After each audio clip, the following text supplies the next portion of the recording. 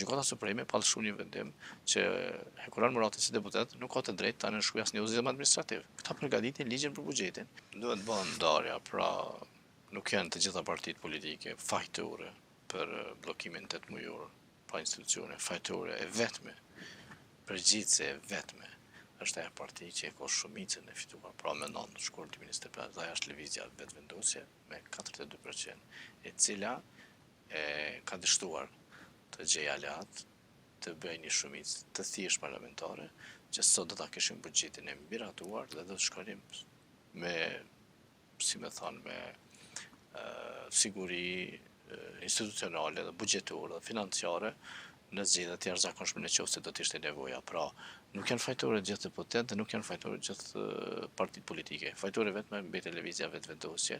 Çka do ndodh është se këta tentuan si qeveri e vjetër që as nuk janë në detyrë, pra janë deputetë që kanë uzurpuar. Pra Albin Kurti është vetëm një deputet. Hekuran Murati është vetëm një deputet.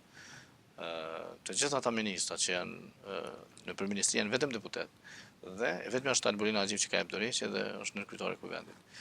Të tjerët janë kundërshtim me kushtetutën, janë konflikt të hapur të interesit dhe Gjykata Supreme pallëshu një vendim që Hekuran Murati si deputet nuk ka të drejtë ta nënshkruaj asnjë udhëzim administrativ. Këta përgatitin ligjin për buxhetin dhe tentojnë përmes një legislature e cila nuk i ka zgjedhur ta kalojnë. Pra është një absurditet i madh, një arbitraritet shumë i madh, por që në një spektër politik të përgjithshëm, sikur ta kishim që nuk e kemi, sonte do të mbledheshin ta bënin një qeveri teknike, një qeveri të shpëtimit, mundi me thonë kombëtar, një qeveri të spektrit të gjerë të partive politike, me një kryeministër nga shoqëria civile, apo nga personalitete të shquara të Kosovës, që ta bënin një qeveri po 6 mujore për ta tejkaluar këtë krizë kushtetuese, institucionale, të kemi ndalje nga ngërçi politik.